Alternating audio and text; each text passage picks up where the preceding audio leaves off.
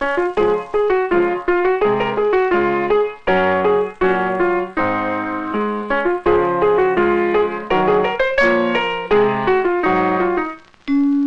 is the story of how the camel got his hump, and it happened just so.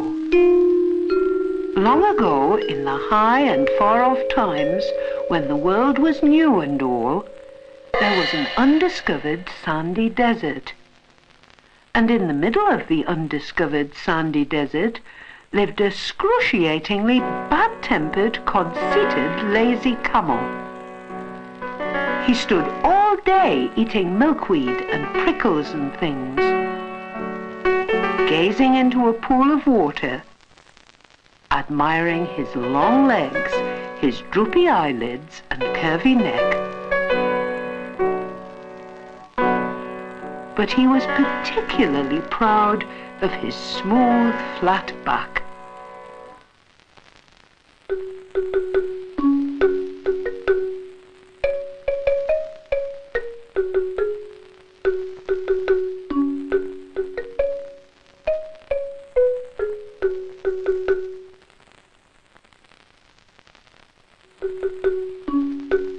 Come on, Camel. It's time you put that back of yours into some proper work, said the horse on the first Monday morning of the world. Humph, said the camel.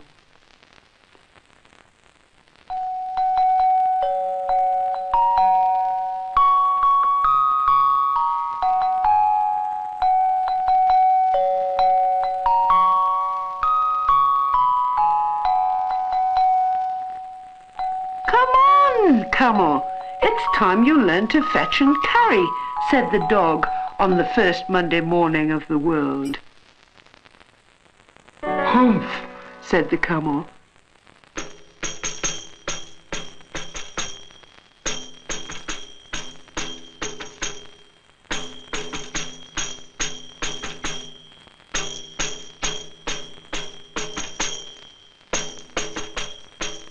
Come on, Camel. It's time you help to plough, said the ox on the first Monday morning of the world.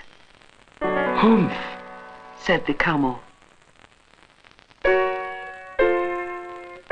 At the end of the first working day in the world, the man gathered the horse and the dog and the ox together and said, "Thank you all for working so hard. I have had words with that humph thing out there in the sandy desert, but he refuses to help. As there is so much to do, I'm afraid you must all work double time in future to make up for his idleness." That made the three very angry with that excruciatingly worthless camel. But they did as the man asked and worked double time all through the first Tuesday in the world, and all through the first Wednesday in the world.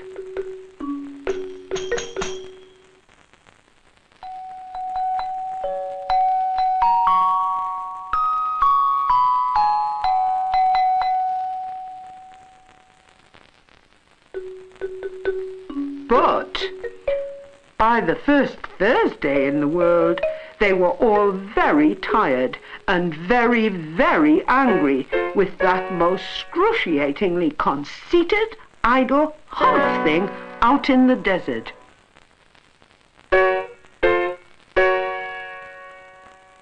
So they held a powwow or palaver to decide what to do about it.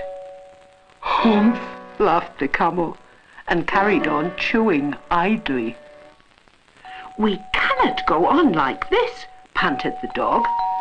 If only the djinn in charge of all deserts were here, I'm sure he could help us. Presently and at once, the djinn in charge of all deserts came rolling up. "O djinn of all deserts," said the dog, "is it right for any one person to be idle, what with the world being so new and all? And that other people should have to work twice as hard to make up for him?" certainly not," said the gin. "Well," said the horse, "there's a thing in the middle of your undiscovered sandy desert with long legs and flat back, and he hasn't done a thing these past 3 days. I asked him to put his back into some proper work on Monday morning." "And what did he reply?" asked the gin. "Humph. All he ever says is humph," said the dog. "I asked him to help fetch and carry." "And what did he say to that?" said the gin. "Humph," said the ox. "It's the only thing he does say.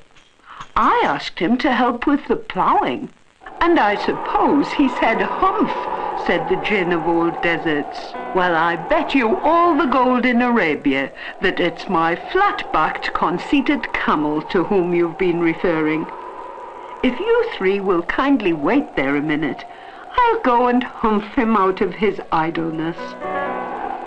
Off rode the gin in charge of all deserts, up to that excruciatingly idle camel, who was, of course, admiring himself as usual.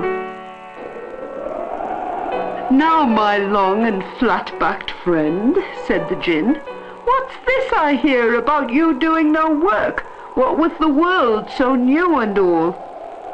"Humph," said the camel. "That is rather rude," said the gin, "and I shouldn't say that too often if I were you.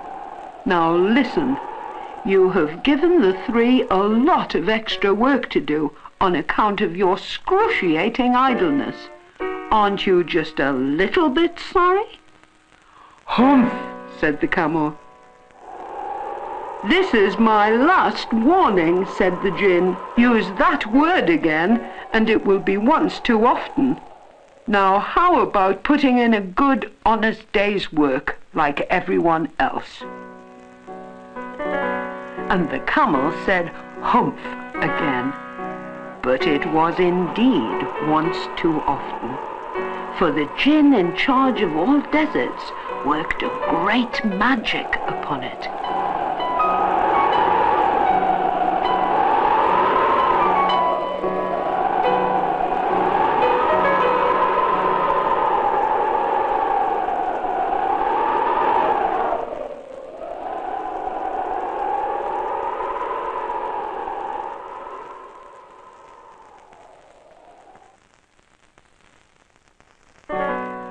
"What has happened to my beautiful flat back?"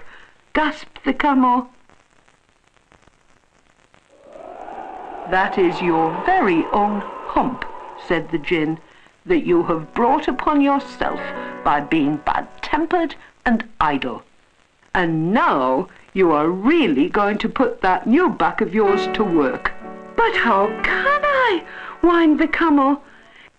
"It's all lumpy and will get in the way." "Quite the reverse," grinned the gin. "That magic humph of yours holds 3 days' supply of food. Everyone else in the world has worked hard during Monday,